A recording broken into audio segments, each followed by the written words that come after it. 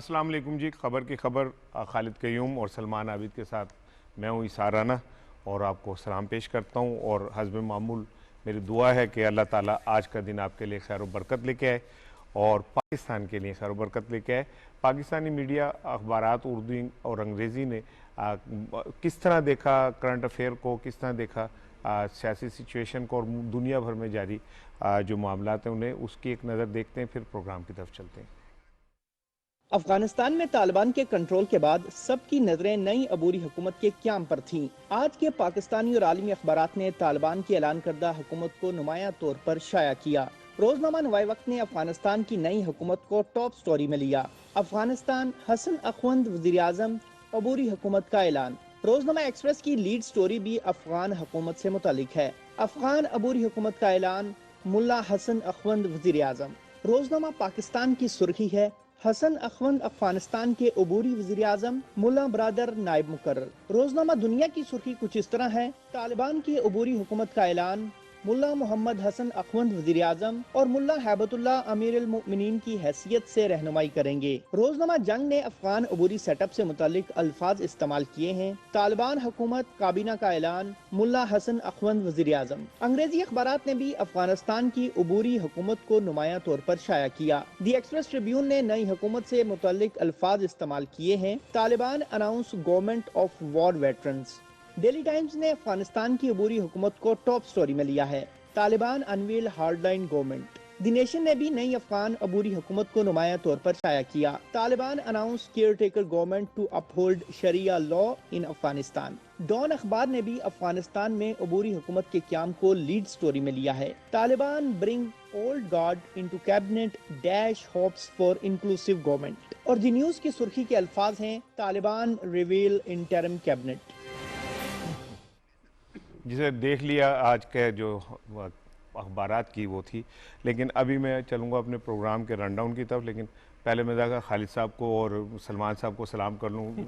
अफसर लोग हैं, नाराज़ ही ना हो जाए कि ये हमसे बात ही नहीं की। सलाम सर। वालेकुम। वो मैं मुबारक हो आप सबको। सलीम साफ़ी साहब, आपको भी मुबारक हो। कराची के साहिल पे फंसा हुआ जहाज़ जो है वो निकल गया। आपने कहा था कि जो हुकूमत जहाज़ नहीं निकाल सकती वो हुकूमत क्या चलाएगी, तो अब मान लें कि हुकूमत चला सकती है, जहाज़ भी निकाल दिया। मुझे उम्मीद है इस पर ज़रूर आप कॉलम लिखेंगे। तो छोटी छोटी चीज़ें होती हैं और हम साफ़ी लोग जो है उस चीज़ को उठा के कहाँ से कहाँ मिला देते हैं, कहाँ से कहाँ मिला देते हैं। खालिद साहब, मैं रनडाउन ज़रा शेयर कर लूँ, फिर मैं आपकी तरफ आता हूँ। आज का रनडाउन मैं आपसे शेयर करता हूँ। अफगान अबूरी हुकूमत का ऐलान, नए चैलेंजेस, नए इम्कानात। फेक न्यूज़ और झूठ पर मबनी खबरें, मुल्क की खुद मुख्तारी और सलामती के लिए चैलेंज। मुस्लिम लीग नून में सियासी बगावत का इम्कान, बिलावल भुट्टो के पीडीएम पर वार जारी। प्रोग्राम में रोजनामा एक्सप्रेस और जंग का इदारिया शेयर करेंगे। रोजनामा डान में जाहिद हुसैन का कॉलम जो है वो भी आपसे शेयर करेंगे। T20 वर्ल्ड कप का ऐलान, टीम सिलेक्शन पर सवालात उठ गए। इसी हवाले से टॉप ट्रेंड जो है ट्विटर का, वो भी हम आपसे शेयर करेंगे। अफगान हुकूमत के खिलाफ जो मुहिम शुरू हुई है, जो वुज़रा हैं उनके खिलाफ अचानक चारों तरफ से एक मुहिम शुरू हो गई, क्यों शुरू हुई इस पर बात करेंगे। खालिद साहब, पहले एक रिपोर्ट मैं आपको चारों के दिखाऊं अफगानिस्तान के ऊपर, फिर हम बात करते हैं। एक रिपोर्ट देखिएगा जी।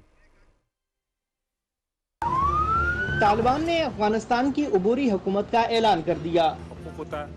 Our country is now providing all these services.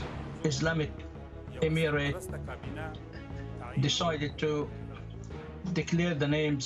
मुल्ला मोहम्मद हसन रियासत के सरबराह होंगे। तालिबान तर्जुमान ज़बीहुल्लाह मुजाहिद की जानिब से प्रेस कॉन्फ्रेंस में अबूरी हुकूमत का ऐलान किया गया, जिसके मुताबिक मुल्ला मोहम्मद हसन अखवंद अबूरी वज़ीर आज़म होंगे, जबकि नायब वज़ीर आज़म मुल्ला अब्दुल गनी बरादर और मौलवी अब्दुल सलाम हनफी होंगे। तालिबान के साबिक बानी अमीर मुल्ला उमर के साहबजादे और मिलिट्री ऑपरेशन के सरबराह मुल्ला मोहम्मद याकूब मुजाहिद को अबूरी वज़ीर दिफा मुकर्रर किया गया है और पंजशेर ऑपरेशन के कमांडर कारी फसीहुद्दीन आर्मी चीफ होंगे। सिराजुद्दीन हक्कानी वज़ीर दाखिला, मुल्ला हदायतुल्लाह बदरी वज़ीर ख़जाना और शेखुल्लाह मुनीर नई अफ़गान हुकूमत में वज़ीर तालीम होंगे, जबकि मौलवी अमीर खान मुत्तकी को मुल्क का वज़ीर खारजा मुकर्रर किया गया है और इनके नायब शेर मोहम्मद अब्बास होंगे। खलीलुर रहमान हक्कानी वज़ीर बराए मुहाजिरीन, खैरुल्लाह खैरखा वज़ीर इत्तलात व सकाफ़त होंगे और ज़बीउल्लाह मुजाहिद को नायब वज़ीर इत्तलात व सकाफ़त मुकर्रर किया गया है। इसके अलावा नूर मोहम्मद साकिब वज़ीर हज, अब्दुल हकीम वज़ीर बराए इंसाफ और नूरुल्लाह नूरी वज़ीर बराए उमूर सरहद और कबाइल होंगे। सलमान साहब, एक बड़ी देर से इंतज़ार था कि काबीना का ऐलान हो और वो ऐलान हो गया और मिला जुला है इसमें।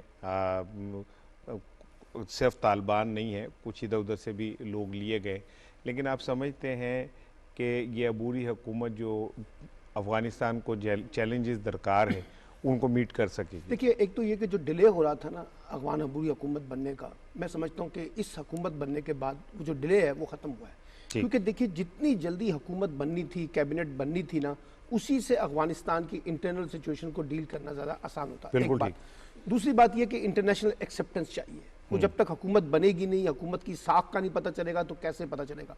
अब ये जो लफ्ज़ हम बार बार इस्तेमाल करते रहे अपने प्रोग्रामों में, इंक्लूसिव गवर्नमेंट का, ये जो पहला फेज़ आया है ना, इसमें ज़्यादातर वो लोग हैं जो तालिबान के हार्डकोर हैं, और वो इसलिए है कि जो तालिबान के अंदर जो क़यादत को मुतमईन करना था, क्योंकि देखिए जंग उन्होंने लड़ी है 20 साल, तो वो क्यों चाहेंगे कि उन लोगों को ये तमाम चीज़ें दे दी जाएं जो जिनके खिलाफ हम लड़ते रहे।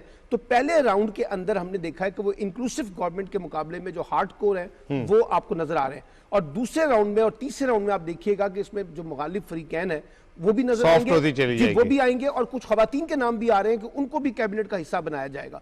अच्छा, अब देखना यह है कि इंटरनेशनल दुनिया इसको कैसे लेती है। आज मैंने बहुत से अखबारात को जब सुबह देखा है तो उसमें कहा गया कि अभी हम इसका जायजा लेंगे, देखेंगे इंक्लूसिव गवर्नमेंट कब तक आती है। तो अभी इनके पास जो चैलेंज है वो यही चैलेंज है कि ये इंक्लूसिव गवर्नमेंट की तरफ किस तरह से बढ़ते हैं, और सेकेंड राउंड में ऐसे कौन से नाम लाते हैं जिससे दुनिया में इनकी इंटरनेशनल एक्सेप्टेंस बढ़े और इंटरनली जो तालिबान की जो हुकूमत है वो अपने आप को स्टेबल कर सके। उसकी एक बड़ी वजह यह है कि देखिए, बात बड़ी सिंपल सी है, जितनी स्टेबल हुकूमत होगी ना, उतने ही ज्यादा ये जो चैलेंजेस इंटरनल लेवल पर इस वक्त तालिबान हुकूमत को फेस है, और ना सिर्फ पॉलिटिकल नहीं है बल्कि साथ साथ फाइनेंशियल कॉन्टेक्स्ट भी है कि आपने इंटरनेशनल कम्युनिटी को राजी करना है ताकि फंड्स जो है वो वहां से आए और हम एक बेहतर तरीके से हुकूमत को चला सकें। तो ये अच्छी बात है कि गवर्नमेंट आ गई है, अनाउंस हो गई है, लेकिन जितनी जल्दी ये इंक्लूसिव गवर्नमेंट की तरफ बढ़ेंगे उतने ही ज्यादा चांसेस है कि ये अपने आप की क्रेडिबिलिटी जो है उसको एस्टैब्लिश कर सके। खालिद करीम साहब, एक अरसे से, जब से 20 साल से हुकूमत चल रही थी, अमेरिका की वहाँ पे अफगानिस्तान पे कंट्रोल था और तालिबान उनसे लड़ रहे थे। दुनिया ये कह रही थी कि जी अफगानिस्तान के अंदर अब अमेरिका ने बड़ा अच्छा अपना नेटवर्क बना लिया है, इंडिया भी बीच में शामिल हो गया। लेकिन अचानक गेम पलटी, और गेम पलटने के बाद सूरत हाल इस तरह हुई कि अमेरिका को वहाँ से जाना पड़ा। अच्छा, मैं आपकी तरफ आता हूँ। मेरे साथ लाइन पे मौजूद हैं अमजद शुएब साहब, लेफ्टिनेंट जनरल रिटायर्ड, और एक बड़ा नाम है इस हवाले से, अथॉरिटी हैं। मैं पहले चाह रहा था कि उनसे बात कर लूँ, फिर मैं आऊँ। अस्सलाम वालेकुम सर।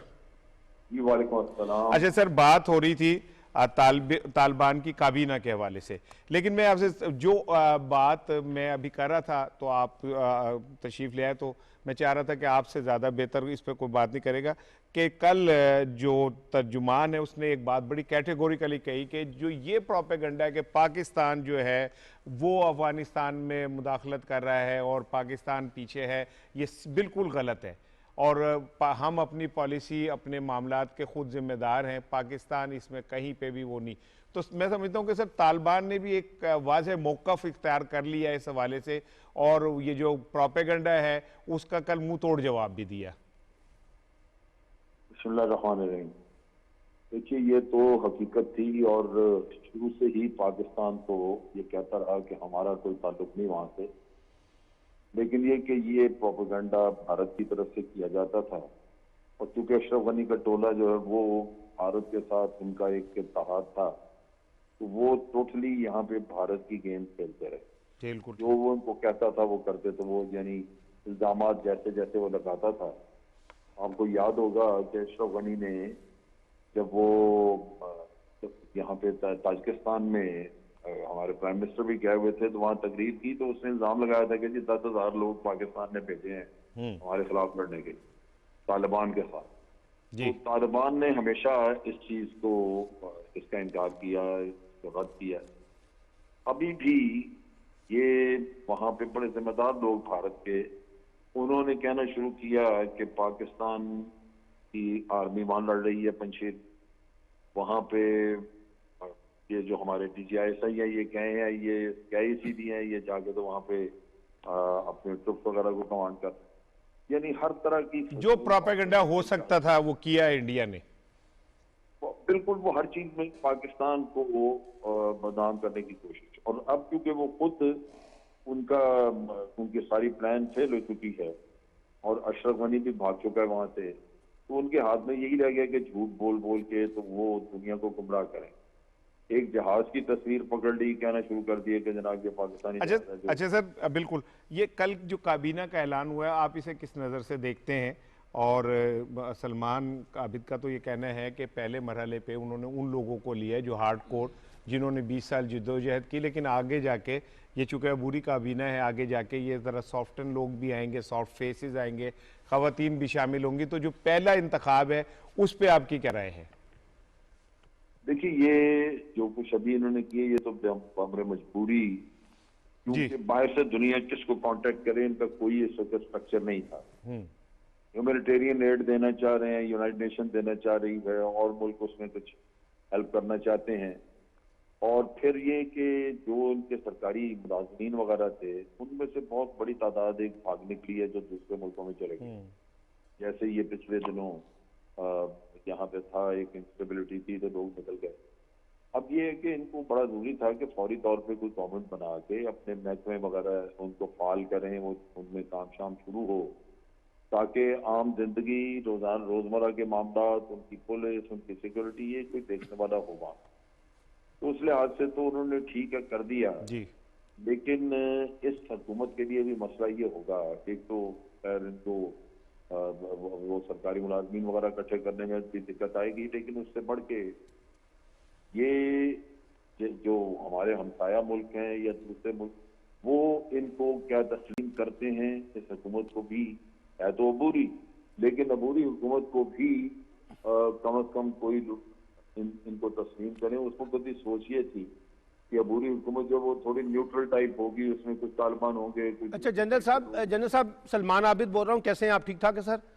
जी शुक्र अल्लाह। जी जनरल साहब, ये बताइए, ये जो भी आपने सवाल उठाया है कि हमसाये ममालिक इसको कबूल करते हैं या नहीं करते हैं, लेकिन इससे बड़ा सवाल ये है कि तालिबान के इस अबूरी सेटअप को इंटरनेशनली किस हद तक रिकग्नाइज किया जाएगा, उसके बारे में आपका क्या ख्याल है? क्योंकि सबसे बड़ा सवाल ये है कि अगर ये रिकग्नाइज नहीं होंगे तो कैसे इसका नज़्म व नस्क जो है वो चल सकेगा? ये रिकग्नाइज नहीं होंगे, ये तो बिल्कुल वाजिब है। मुझे एक चीज का अंदाजा था कि जो कुछ भी ये हुकूमत बनाए, बिलाखिर इनसे पाकिस्तान, चाइना, रशिया, ईरान वगैरह ये सारे रिलेशन ये कम से कम तावन करें। अब तावन जारी रहेगा, लेकिन ये मुल्क भी इसको रिकग्नाइज नहीं कर सकेंगे, क्योंकि ये 100% तालिबान की अपनी नॉमिनेशन है, उसमें खुद ही इनके लोग। अगर ये कुछ वहां पे टेक्नोक्रेट्स वगैरह को शामिल कर देते, कुछ ये जो पुरानी हुकूमत है उससे कोई दो लोगों को 2-3 ले लेते, तो एक ब्लेंड सी बन जाती, जिससे हम ये कहते हैं कि इसमें अबूरी हुकूमत जो है वो न्यूट्रल है, या कम अज कम ऐसी हुकूमत है जो कुछ न कुछ और हम स्टेक होल्डर को शामिल कर। बिल्कुल ठीक सर। कि इनको बड़ा चाहिए कि 1-1.5 महीने के अंदर अंदर ये इंक्लूसिव गवर्नमेंट बना लें जी, पक्का, जिसमें मुज़ाकरात को तेज करना होगा, मुज़ाकरात पे इनको एफर्ट करना। बहुत शुक्रिया सर, बहुत शुक्रिया हमसे बात करने का। खालिद वहीम साहब, योर शॉर्ट कमेंट में फिर अगले उस पे जाना चाह रहा था। देखिए, इसमें जो अबूरी अफगानिस्तान के अंदर जिस अबूरी हुकूमत का ऐलान किया गया है, उसमें पाकिस्तान भी काफ़ी दिनों से इस कोशिश में था कि एक इंक्लूसिव गवर्नमेंट जो है अब वो अफ़गानिस्तान के अंदर कायम हो, जो तमाम दलों के लिए काबिल कबूल हो। बिल्कुल ठीक। तो इसमें अगर हम देखें तो तमाम जो दड़े हैं वो तो पहले मरहले के अंदर शामिल नहीं हो सके, लेकिन इसमें जो तालिबान के लोग इसमें शामिल हैं, उनमें उज़्बक भी शामिल हैं, उनमें ताजिक जो हैं वो भी उसमें शामिल हैं। और दूसरा ये जो कहा जा रहा था कि जो हामिद करजई और अब्दुल्ला और हिकमत यार जो हैं इनको शामिल किया जाए, उनको शामिल करना बराह रास्त इस तरह मुमकिन नहीं था, क्योंकि हामिद करजई तो सदर रह चुके थे और चीफ एग्जेक्टिव रह चुके थे अब्दुल्ला, और हिकमत यार वज़ीर आज़म रह चुके थे, तो उससे छोटा कोई ओहदा तो उनके लिए काबिल कबूल नहीं था। तो ये हो सकता है कि आगे चलकर इनकी नुमाइंदगी जो है इन तीनों शख्सियात की वो कबीना के अंदर अगले स्टेप में आ सकती है। बहुत शुक्रिया। अच्छा सर, मैं बात करना चाह रहा था फेक न्यूज़, झूठी जो खबरें हैं उनके ऊपर। अच्छा, गुज़िश्ता रोज़ जब परसों आर्मी चीफ साहब ने भी इस पर खिताब किया और बड़ा क्लियरली इस हवाले से एक स्टांस लिया। अब जब से अफ़गानिस्तान की सिचुएशन हुई है, इंडिया के अंदर एक पेट में मरोड़ उठा हुआ है और उनके एंकर्स, देखें हम भी तीनों सहाफ़ी हैं और फेक न्यूज़ के हवाले से एक वाज़े मौक़िफ़ रखते हैं, लेकिन अफसोस की बात यह है कि भारत का मीडिया जब गलती करता है तो उस गलती का एतराफ़ करने के बजाय मज़ीद ढिठाई के साथ वो उसके ऊपर अड़ जाता है। कल उन्होंने अपना मजाक खुद बनवाया, कल पूरी दुनिया में भारतीय मीडिया का मजाक बना, पूरी दुनिया के अंदर भारतीय मीडिया की क्रेडिबिलिटी जो है वो चैलेंज हुई। और अफसोस की बात यह है कि भारतीय मीडिया उस बात को एक्सेप्ट करने के बजाय ढिठाई से उस पर अड़ा रहा। खैर, हमारा ये मसला नहीं है, वो तो हर बार हर मोड़ के ऊपर शर्मिंदा होते हैं और शर्मिंदा होने के बाद फिर उसी जगह कायम रहते हैं। अल्हम्दुलिल्लाह आप पाकिस्तान का जो मीडिया है इस हवाले से तो मैं फ़ख्र से कह सकता हूँ कि वो बहुत जिम्मेदारी का मुजाहरा कर रहा है, लेकिन पाकिस्तान के अंदर भी जो सहाफ़त है उसके अंदर जो काली भेड़ें हैं वो फेक न्यूज़, झूठी खबरों के ऊपर मबनी तबसरे, तजिए और फिर उसके बाद जो इंडियन उनका फार्मूला है उसको टो करना, ये सारा कुछ चल रहा होता है। इस पर बड़े आजकल डिबेट चलिए, पाकिस्तान मीडिया डेवलपमेंट अथॉरिटी के हवाले से भी हमें ज्वाइन किया है जावेद जब्बार साहब ने, साबिक वज़ीर इत्तलात हैं, और इस हवाले से अब उनसे ज़्यादा ठंडी कोई बात नहीं कर सकता। जावेद साहब अस्सलाम वालेकुम। हाँ जी, वालेकुम सलाम। सर, ये मैं आपसे चाह रहा था कि ये जो फवाद चौधरी साहब ने भी कल ट्वीट किया और उन्होंने कहा कि जी आज़ादी सहाफ़त को जो बड़ा ख़तरा है वो तो ज़र्द सहाफ़त से है और उन मालकान से है, उन मीडिया हाउसेस से है जो वर्कर्स को टिश्यू पेपर की तरह इस्तेमाल करके फेंक देते हैं। सर, तो स्टांस जो है वो हुकूमत का ठीक है कि ज़र्द सहाफ़त के खिलाफ तो एक्शन होना चाहिए ना?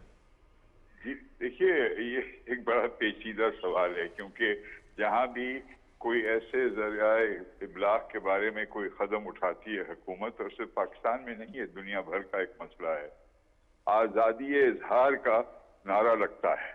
बड़ी हद तक वो जायज़ भी है, क्योंकि मुमलिकत और रियासत की बड़ी ताकत होती है, पॉलिसीज पर कंट्रोल होता है और वो एक असर रख सकते हैं आज़ादी इजहार पर। लेकिन इसको एक बुनियाद बनाना पाकिस्तान में, जहां पर इस वक्त बहुत आला किस्म की आज़ादी ऑलरेडी मौजूद है, अलावा कुछ ऐसे शोबों के, कुछ इदारों के बारे में आप खुले आम फ्रैंकली बात नहीं कर सकते।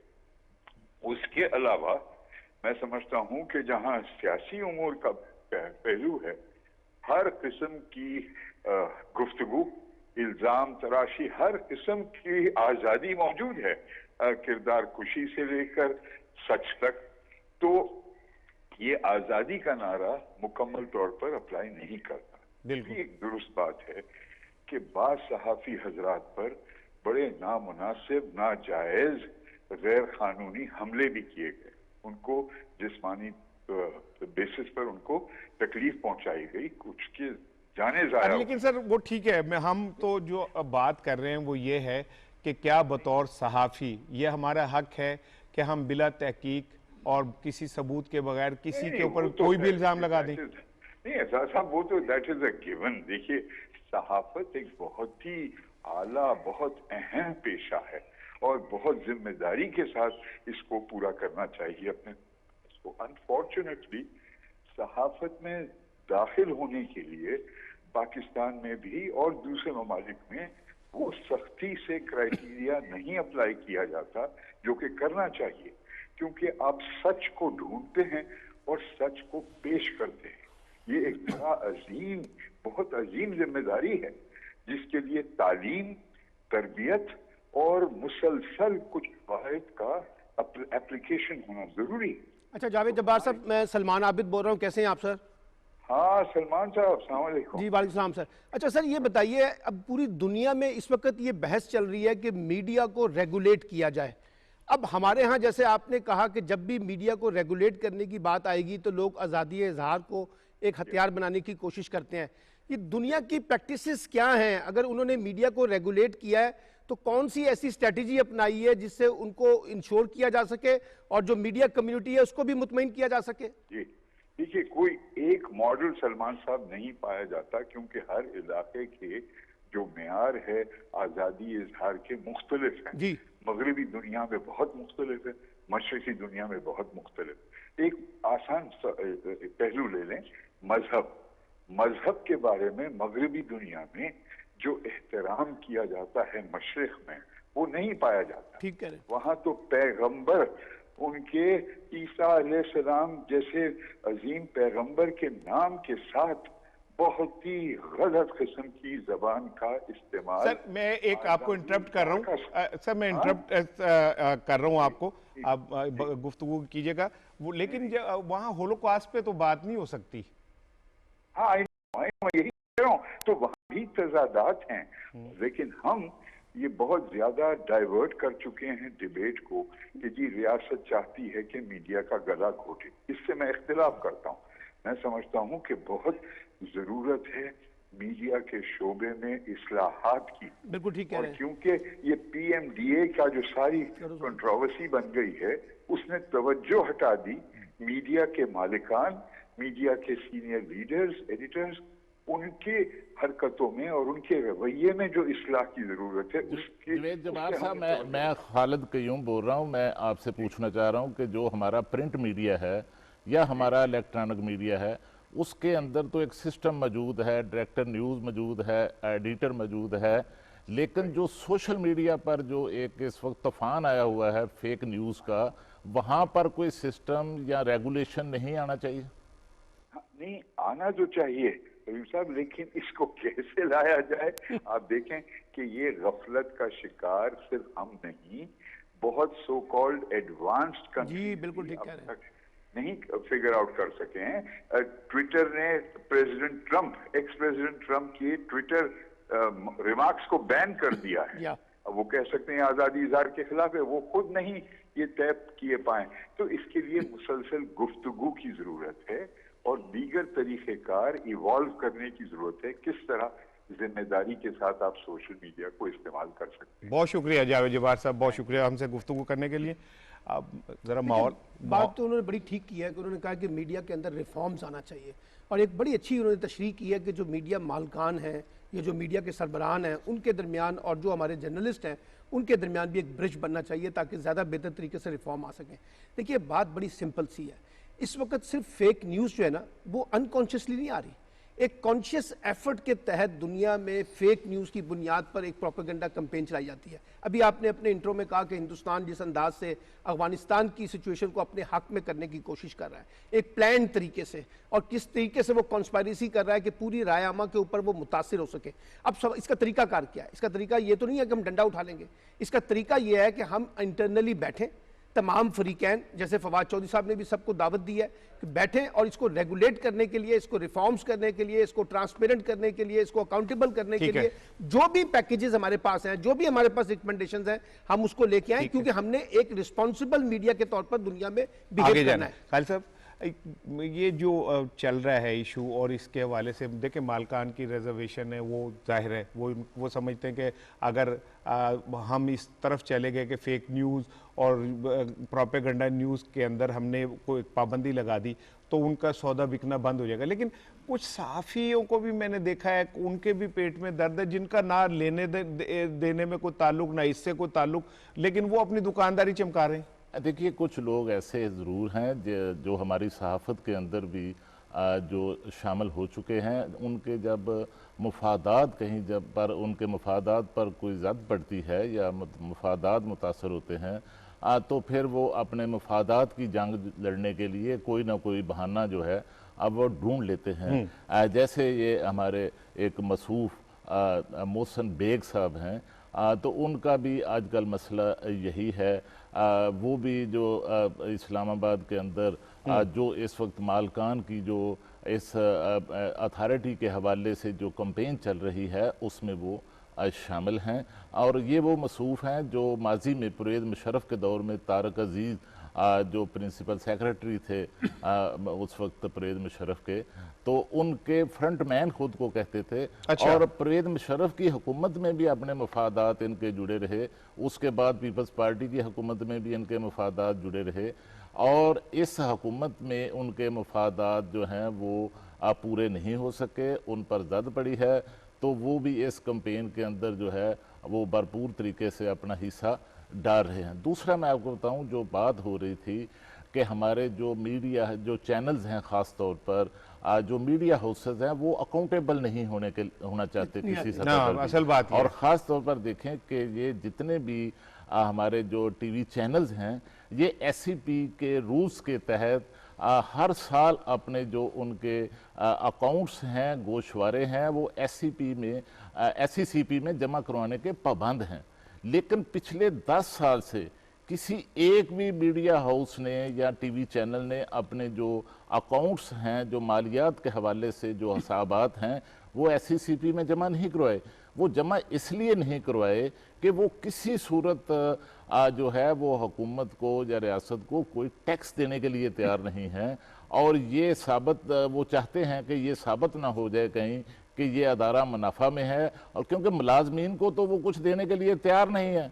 और हमारे जो इस वक्त जो सहाफ़ती कुछ तंजीमों के कुछ दड़े हैं, मैं तमाम की बात नहीं करता, चंद दड़े ऐसे हैं कि जो सिर्फ जंग ही अपना जो है वो माल कान की जंग जो है वो लड़ रहे हैं, और आप माल कान के मफादात के तहफ़्फ़ुज़ के लिए वो हमारी जो सहाफ़ती तंजीमें हैं उनकी तकसीम का बायस भी बन रहे हैं। बिल्कुल ठीक है, एक ब्रेक लेनी है और ब्रेक के बाद हम आते हैं। और जो खालिद क़य्यूम ने बात की कि बात यह कि हम बतौर सहाफ़ी हम कहते हैं कि सियासतदानों का भी एहतसाब होना चाहिए, अदलिया का भी एहतसाब होना चाहिए, जो जितने इदारे हैं उनका भी एहतसाब होना चाहिए। लेकिन जब हम अपनी बात करते हैं कि हमें भी तो अपने गिरेबान में झांकना चाहिए और हमें भी तो अपने बुक्कल के अंदर बैठे हुए जो चोर हैं उनकी निशानदेही करनी चाहिए, तो फिर हम कहते हैं जी सहाफ़त के ऊपर तो बहुत बड़ा हमला हो गया। जब हम खुद पैसे कमाते हैं और हम एससीसीपी में इसलिए रिकॉर्ड नहीं जमा कराते कि भाई हमने तो शोर मचाया हुआ है कि हम दिवालिया हो रहे हैं, और उसका नतीजा ये हो रहा है कि वर्करों के ऊपर मुसीबत आई हुई है, उनके पैसे काट लें, उन्हें बिला किसी वजह के निकाल दें, उन पे दरवाजे बंद कर दें, उनको कोई फैसिलिटी ना दें, वो तो फिर सारा एक्सपोज हो जाएगा। अगर एससीसीपी के अंदर आपने आके अपने सारे फंड जो है वो क्लियर कर दिए कि आपने क्या कमाया, एहतसाब अगर सबका होना है तो फिर साफ़ियों का क्यों नहीं हो सकता। और साफ़ी क्या ऊपर से उतरे में, मैं भी साफ़ी हूँ, मैं खुद को पेश करता हूँ। एक ब्रेक लेते हैं।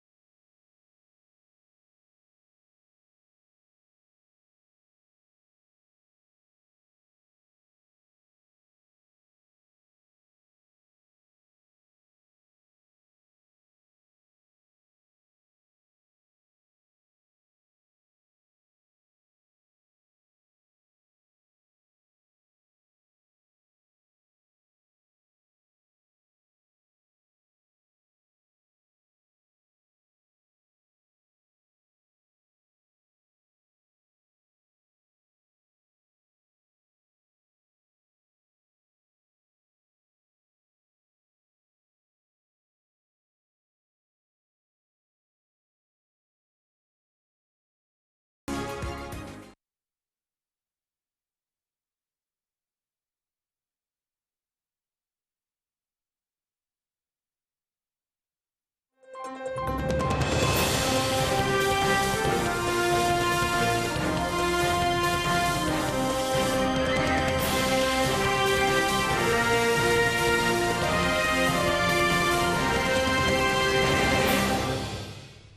Welcome back. खालिद साहब, सलमान साहब, ज़रा माहौल थोड़ा संजीदा हो गया। वैसे तो मुस्कुराने के लिए बिलावल भुट्टो साहब के बयानात ही काफ़ी हैं, उसको पढ़ के बंदा खुश हो लेता है कि हुकूमत गिराने के। लेकिन मैं ना एक छोटी सी चीज़ आपसे शेयर करूंगा, बहुत छोटी सी है, और मैं चाह रहा हूँ ज़रा आप उसे देख के मुस्कुराएं। बयान उनके ज़रूर देख रहे हैं कि हुकूमत गिरा देंगे, लेकिन लोगों को यकीन नहीं है। अच्छा, एक रिपोर्ट आपको दिखाता हूँ, फिर उस पर बात करते हैं।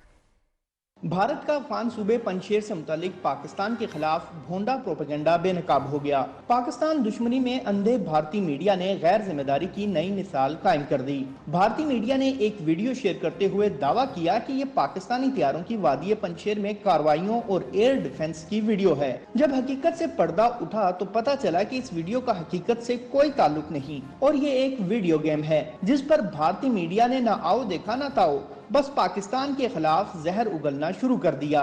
बात यहीं खत्म नहीं हुई, बल्कि एक गिरे हुए तैयारे की तस्वीर पर भी प्रोपेगेंडा किया गया कि यह पाकिस्तानी एयरफोर्स का तैयारा अफगानिस्तान में गिरकर तबाह हुआ। जब इस तस्वीर से मुताल्लिक छानबीन की गई तो पता चला कि ये तो अप्रैल 2018 में अमेरिका में गिरने वाला तैयारा था। साहब, ये इंडियन साफी वीडियो गेम्स देखते रहते हैं सारा दिन। सर, असल मसला ये है कि अफ़गानिस्तान के अंदर जो इंडिया का रोल ख़त्म हुआ है, जो किरदार ख़त्म हुआ है, और वहाँ उनकी जो अरबों डॉलर की सरमायाकारी थी वो ज़ाया हुई है, तो उसका जो भारतीय हुकूमत है ज़ाहिर है उसको भी इस पर जो है वो गुस्सा है, और जो वहाँ का मीडिया है वो भी अपना गुस्सा निकालने की कोशिश जो है वो करने में मसरूफ़ रहता है। तो ये भी जो उनका झूठा दावा जो है बेनकाब हुआ है, तो इसमें भी उन्होंने इस तरह की एक कोशिश बड़ी बूंदे अंदाज में जो है बात बड़ी सिंपल प्रोपेगेंडा किया। ये जो अफगानिस्तान का फ्यूचर है ना, इस कॉन्टेक्स्ट में जो सबसे बड़ा चैलेंज है वो इंडिया है, और इंडिया की तरफ से जो सबसे बड़ा हथियार होगा ना वो ये फेक न्यूज़ होगी, हाइब्रिड वॉर होगी, डिजिटल वॉर होगी, और ये प्रोपेगेंडा किया जाएगा अफगानिस्तान के खिलाफ, अफगान तालिबान के खिलाफ, पाकिस्तान के खिलाफ। अब ये इस तरह की रिपोर्ट्स आपको तवातर से मिलने को मिलेंगी। कमेंट आप इस पे कीजिए। टॉप ट्रेंड जो है ना कल का, वो भी अफगान अबूरी हुकूमत के जो उजरा है ना उनके खिलाफ जहर उगला गया। बात वही है ना, वही मैं कह रहा हूँ कि वो बाकायदा अफगान तालिबान को और उसके साथ साथ पाकिस्तान का जो नेक्सस को बनाने की कोशिश कर रहे हैं, इसको बुनियाद बनाकर एक बड़ी प्रोपेगेंडा कैंपेन जो है वो इंडिया मीडिया इन्वेस्ट करेगा इस अफगानिस्तान के अंदर, दुनिया को ये बावर करवाने के लिए कि जनाब ये जो अफगानिस्तान है ये स्टेबल नहीं हो सकता, पाकिस्तान इसको स्टेबल नहीं करना चाहता, और पाकिस्तान उसका पार्ट है, और दुनिया में अपने नैरेटिव को बचाने की कोशिश कर रहा है। जो खालिद ने कहा ना, वो इम्कान उसका जो खत्म हुआ है उसकी वजह से उससे बहुत बड़ा लॉस हुआ है। नन्ना एक बहुत बड़ा फनकार पाकिस्तान का गुजरा है और बड़ा अजीम फनकार था।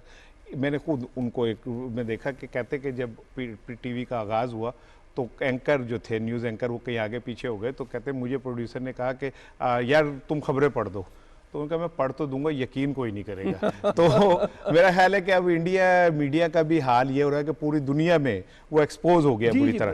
अच्छा, अब चलते हैं, 3-4 पॉइंट हैं बड़े इंपॉर्टेंट।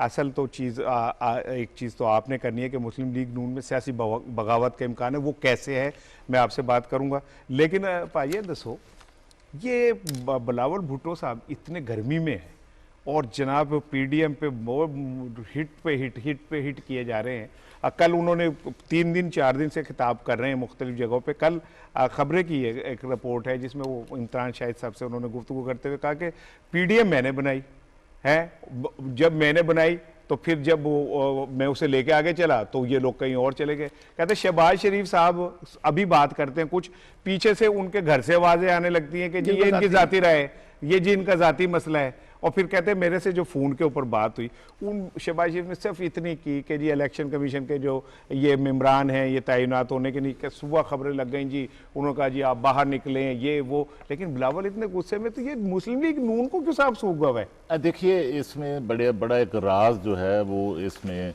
मौजूद है कि नून लीग जो पहले जब पीडीएम को तोड़ना था तो उस वक्त नून लीग की जो ना तजर्बाकार सियासी लीडरशिप थी, उसने उस अलायंस को तोड़ने के लिए किस तरह पीपल्स पार्टी और ANP पर हमले किए, और अब क्या वजह है कि एकदम जो है बिलावल उन पर हमले कर रहा है, रोजाना की बुनियाद पर कर रहा है, और उनका जो गढ़ है समझते हैं, वो अपनी जो कॉन्स्टिट्यूएंसी समझते हैं, पंजाब अपना सूबा समझते हैं, वहां बैठकर बिलावल उन पर हमले कर रहा है। तो वो खामोश क्यों है? क्यों है सर, बताएं ना। खामोश इसलिए है कि इस खामोशी में नून लीग का मुफाद जुड़ा हुआ है। अच्छा, हाँ, वो मुफाद ये है कि आपको पता है कि इन दिनों जो 2 इलेक्शन कमीशन के जो अरकान जो हैं, अब वो नामजद किए जाने हैं, और उन अरकान में से एक जो है वो पंजाब के लिए नामजद होना है। और पंजाब में जो पहले नून लीग का जो एक नुमाइंदा था, जो मेंबर था, नून की तरफ से जो नॉमिनेट किया गया था, वो रिटायर हो चुके हैं, और उनकी जगह पर अब नया जो रुकन नामजद होगा। नून लीग जो है उसके तो सारे स्टेक्स ही पंजाब के अंदर है, एक सूबे के अंदर है। बाकी KP में, सिंध में या बाकी सूबों के अंदर तो उनके मसाइल नहीं है। तो वो चाहते हैं कि किस हर सूरत उनका पंजाब के अंदर जो मेंबर है पंजाब का इलेक्शन कमीशन का, अब वो नून लीग का नामजद करदा हो, ताकि वो अगले इंतखाबात में उस मेंबर के जरिए जो है अब वो असरअंदाज हो सकें। तो उसमें ये जो प्राइम मिनिस्टर ऑफ पाकिस्तान की तरफ से जो नाम प्रपोज किए गए हैं या मुशावरत का जो अमल शुरू किया गया है, उस पर तो लग नहीं रहा कि नून लीग या शहबाज शरीफ अपोजिशन लीडर उस पर कोई इतफाक कर लें। तो उसमें ये लग रहा है कि ये मामला बेल आखिर जो है वो पार्लिमानी कमेटी के पास जाएगा, और जब मामला पार्लिमानी कमेटी में जाएगा तो कमेटी के अंदर हुकूमत और अपोजिशन की बराबर तादाद होती है। तो पीपल्स पार्टी का उस पार्लियामानी कमेटी के अंदर एक रोल बन चुका है, और उस रोल की बुनियाद पर नून लीग को अब अपना मेंबर नामजद करने के लिए पीपल्स पार्टी के उस पार्लियामानी रोल की जरूरत है। जिस वजह से मसलतन जो है वो नून लीग की क़यादत जो है वो खामोशी इख्तियार किए हुए है, और उसमें जो है किसी बिलावल के किसी हमले का जवाब नहीं दे रहे। सलमान साहब, ये अभी जब प्रोग्राम की हम तैयारी कर रहे थे तो आपने मुझे कहा कि जी मुस्लिम लीग नून में बगावत हो सकती है, तो मैं चाह रहा था कि मैं कुछ बात ना करूं, आप खुद इस पे बात करें। ये क्या है? बात ये है कि शहबाज शरीफ और नवाज शरीफ और मरियम के दरमियान इख्तलाफात तो सबको पता है, वो क्लियर है, सबको पता है। 2 तकसीम भी बड़े वाज़ेह है। चौधरी निसार के इंटरव्यू के बाद जो है ना पार्टी के अंदर मजीद खलबली मच गई है, और वो ये मची है कि जनाब ये जो पार्टी है, अगर इसने अगले 2023 के इलेक्शन में जाना है तो किस नैरेटिव के तहत जाना है, यानी इस्टेब्लिशमेंट के साथ टकराव करके जाना है या इस्टेब्लिशमेंट के साथ कुछ मफामत का अंदिया देके जाना है। अब इनके अरकाने असम्बली जो है वो पार्टी की आदत पे दबाव डाल रहे हैं, खासतौर पे शहबाज शरीफ पर, और ये कह रहे हैं कि अगर आपने अपना रोल प्ले ना किया और इस अगले 2-3 माह यानी दिसंबर तक अगर आप अपना रोल प्ले नहीं करते तो फिर हम भी अपने फैसले करने में आजाद हैं। कोई नई एंट्री भी हो सकती है। बिल्कुल, नए लोगों की एंट्री भी हो सकती है। कुछ लोग पहले से जो पार्टी में मौजूद हैं वो जाके कोई अपने रास्ते ढूंढ सकते हैं, क्योंकि पीपल्स पार्टी ने भी टारगेट इस वक्त PMLN को किया हुआ है कि इनके अंदर से जो लोग इस वक्त काफी नाला नजर आते हैं अपनी पार्टी की आदत से, उनको इस्तेमाल किया जाए। और ये जो कंटोनमेंट बोर्ड के इलेक्शन हो रहे हैं, इसमें आपको वो रिफ्लेक्शन नजर आ जाएगी कि जिस तरह के नताइज आएंगे वो मुस्लिम लीग के लिए काफी डिसअपॉइंटिंग होंगे, और उसके बाद फिर लोकल गवर्नमेंट के इलेक्शन होने। तो पार्टी के अंदर अब ये सवाल उठ रहा है कि अगर पार्टी ने एक वाज़ेह किस्म का नैरेटिव इख्तियार नहीं किया तो इससे पार्टी में जो पहले से तकसीम है वो दूर आ जाएगी। अब आप एक चीज देखें, इतनी इस वक्त सियासत हो रही है ना, मुस्लिम लीग नून की आला लीडरशिप और बड़े बड़े नाम खामोश क्यों है? ये सब छोटे छोटे सियासी बोने जो है वो आके अपने बयान जारी करते हैं, बड़े नाम क्यों खामोश बैठे हुए? बड़े नाम इसलिए खामोश बैठे हुए, अगर वो मैं बात करता हूं नवाज शरीफ के हक में तो शहबाज शरीफ नाराज हो जाएंगे, शहबाज शरीफ की हमायत करता हूं तो नवाज शरीफ या मरियम नाराज हो जाएंगे। और शहबाज शरीफ को इन्हीं हालात की वजह से मलक अहमद खान को अपना तर्जुमान मुकर्रर करना पड़ा, क्योंकि मरियम औरंगजेब जो है वो बात करती थी जिससे शहबाज शरीफ साहब की नफी होती थी, जिसका बिलावल साहब ने इज़हार किया। ठीक है। अच्छा खालिद साहब, बड़ी एक वाज़ह क्लियर तस्वीर हो गई। इंतखाबात भी अब कुछ अरसे बाद इंतखाबी माहौल में हम सारे चले जाएंगे, हर जमात जो है वो अपनी तैयारी कर रही है। बिलावल पंजाब के दौरे पे है। मेरी इतलात ये है कि मुस्लिम लीग नून के 7 अरकान जनूबी पंजाब से जिनका ताल्लुक़ है, उन्होंने बिलावल से वो राब्ते में हैं और एक वक्त का इंतज़ार कर रहे हैं। मुस्लिम लीग नून का मुझे इस तरह लग रहा है फ्यूचर के आने वाले दिनों में बहुत सारे लोग जिन्हें कोई प्लेटफॉर्म चाहिए इलेक्शन लड़ने के लिए, इलेक्टेबल जो हैं, और वो मुस्लिम लीग नून के प्लेटफॉर्म से इलेक्शन नहीं लड़ना चाहते, वो पीपल्स पार्टी के प्लेटफॉर्म पे चले जाएंगे। और उसका नतीजा ये होगा कि इलेक्शन में मुस्लिम लीग नून, जिसकी साख पहले ही कमज़ोर हो चुकी है, वो मज़ीद कमज़ोर होगी। और मुझे ऐसा लगता है कि शहबाज शरीफ और मरियम की लड़ाई की वजह से मुस्लिम लीग नून जो है वो जो उसका एक मुकाम था उससे बहुत नीचे गिर चुकी है। नहीं, देखिए, इसमें जो इस वक्त पंजाब के अंदर जो सूरत हाल है नून लीग के अंदर, तो उसमें जो नून लीग की जो अरकान कौमी और सूबाई असम्बली हैं, जो मुंतखब लोग हैं, असल तो सियासत जो स्टेज पर होती है वो मुंतखब जो अरकान होते हैं, अरकान असम्बली, उनका होता है। और सियासत को किस तरफ जा रही है उसको उनसे जो लोग इलेक्शन जीत कर आते हैं उनसे बेहतर कोई नहीं समझता। और नून लीग के जो अरकान कौमी और सूबाई असम्बली हैं पंजाब के अंदर, उनमें इसमें कोई शक नहीं कि इस वक्त बड़ी बेचैनी है और बड़ी मायूसी है। और ये जो सियालकोट के अंदर ज़िमनी इलेक्शन जो नून लीग ने हारा है, और देखिए ये पंजाब के अंदर नून लीग में जो सबसे ताकतवर सियासी फैमिली थी सियालकोट में, वरियो ख़ानदान, उनको शिकस्त हुई है। तो उसके बाद जो उनकी मायूसी है पार्लिमानी पार्टी के अंदर वो और बड़ी है। और दूसरा जो है, ये नून लीग के अंदर जो आप फरमा रहे हैं कि कुछ अरकान असम्बली जो हैं वो पीपल्स पार्टी की तरफ जाएंगे, मैं समझता हूं कि वो पीपल्स पार्टी की तरफ नहीं जाएंगे। वो जो अगले बल्दियाती इलेक्शन मार्च में आ रहे हैं, उन इंतखाबात में अपनी स्पेस बनाने के लिए वो पीटीआई की तरफ जो है वो उस तरफ राग़िब करेंगे। लेकिन डेफिनेटली पीटीआई की तो ऑलरेडी लाइनअप जो है वो मुकम्मल है। साउथ के अंदर कुछ जैसे जो खोसा खानदान है, चूंकि वो पीपल्स पार्टी के साथ जो है वो उनका चला गया है, और उनके जाहिर है, मैं यही कह रहा हूँ कि जनूबी पंजाब में और काफी हद तक जो है नून लीग पीपल्स पार्टी को प्लेटफॉर्म एक मिल रहा है। और नून लीग के जो मायूस अरकान है, जो जिन्हें पीटीआई भी कबूल नहीं करेगी, वो उनके पास पीपल्स पार्टी का प्लेटफॉर्म, पीपल्स पार्टी खुद इस पोजीशन में खाली टांगा है, उसमें कहते हैं जो बैठ जाए। देखिए, साउथ पंजाब के अंदर जो इस वक्त भी अक्सरियत है वो पीटीआई के पास है।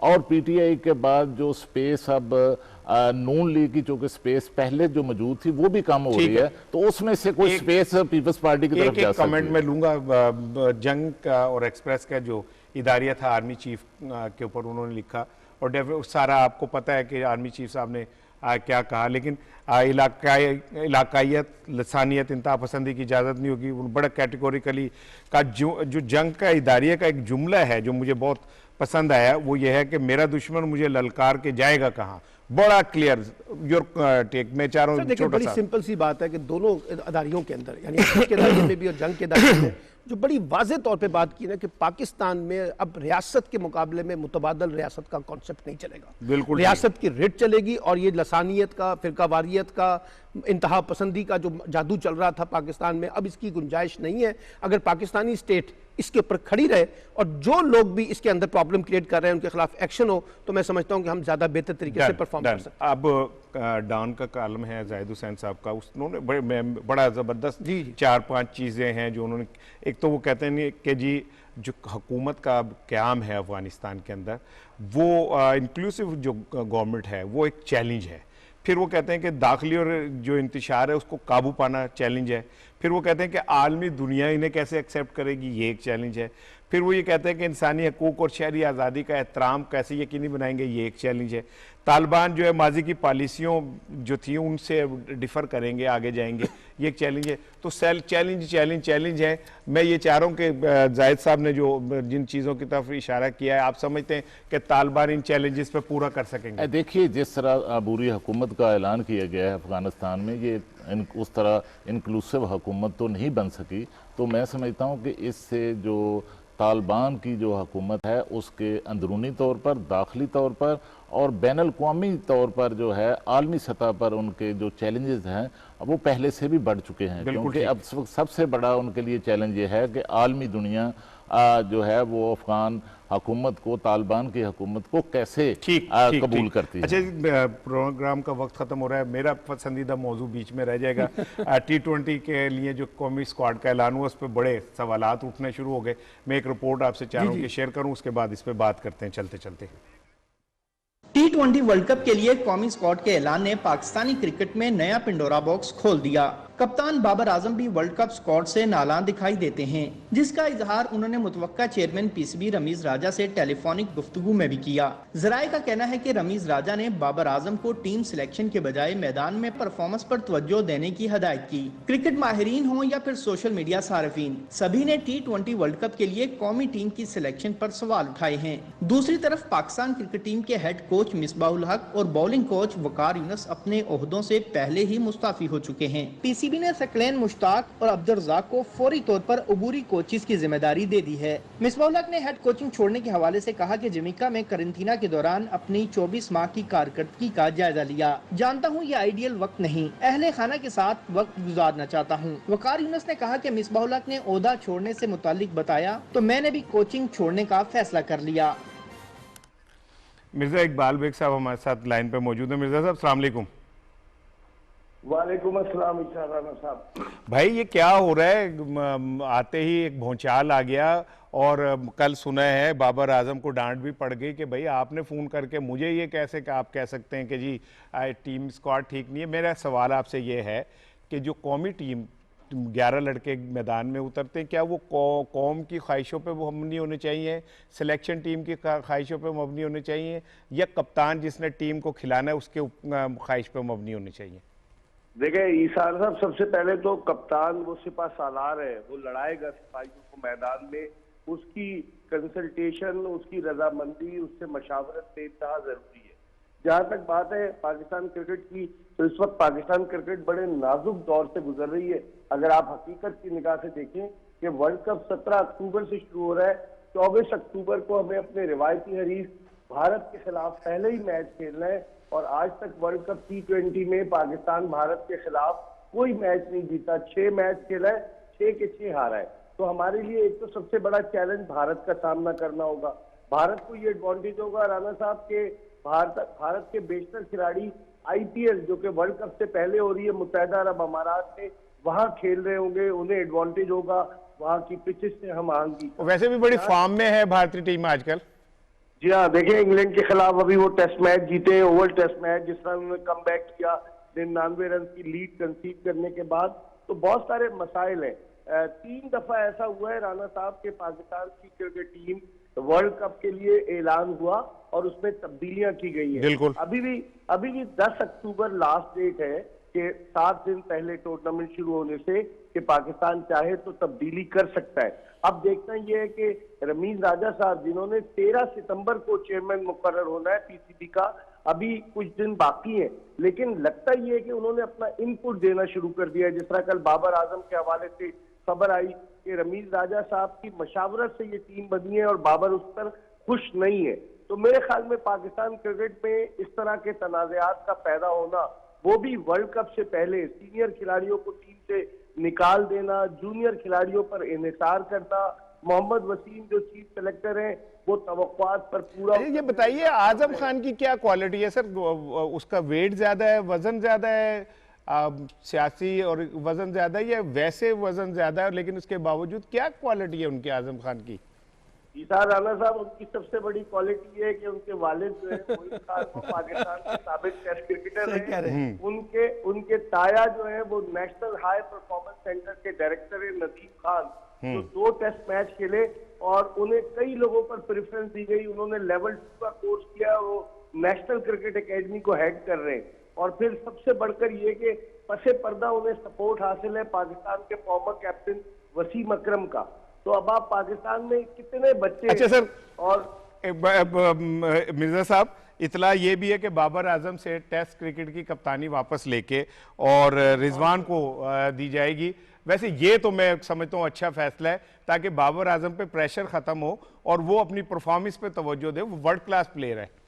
नहीं, फैसला तो बेहतर नजर आ रहा है, लेकिन मौका जो महल है वो मुनासिब नहीं है राना साहब फैसले का। अगर आप ये बात देखें ना कि किस वक्त किया जा रहा है कि टीम को रवाना होना है वर्ल्ड कप T20 के लिए, न्यूजीलैंड के खिलाफ सीरीज हम खेलने जा रहे हैं, बहुत सारी चीजें। मेरे ख्याल में ये फैसले, अभी तो कोई टेस्ट सीरीज भी नहीं है पाकिस्तान की, ये मैसेज दिया है रमीज राजा ने कि अगर किसी ने चूचा की, अगर किसी ने हमारे फैसलों से इख्तिलाफ किया, बहुत शुक्रिया, खेल पर तवज्जो। बहुत शुक्रिया मिर्ज़ा इकबाल बेग साहब। टाइम ख़त्म हो गया, नहीं तो आपसे इस पे बड़ी दिलचस्प गुफ्तगू होती। मैं तो क्रिकेट का बड़ा क्या कहते हैं वो शायक हूँ, लेकिन बस अनफॉर्चुनेटली टाइम नहीं है। आज के प्रोग्राम का वक्त ख़त्म हो रहा है। अपना बहुत ख्याल रखिएगा और अपना और अपने इर्द गिर्द के जो लोग हैं उनका बहुत ख्याल रखिएगा। आज कायमा कमेटी में वोटिंग होगी इलेक्ट्रॉनिक मशीन के ऊपर, सेनेट के अंदर जो कमेटी है। उम्मीद तो यही है कि कोई ना कोई फैसला होगा। कौम का हक है कि उन्हें शफाफ इलेक्शन मिले, और सियासतदान ही अगर उसे खुद आलूदा करना चाह रहे हैं तो फिर कोई क्या कर सकता है। इंशाल्लाह कल मुलाकात होगी।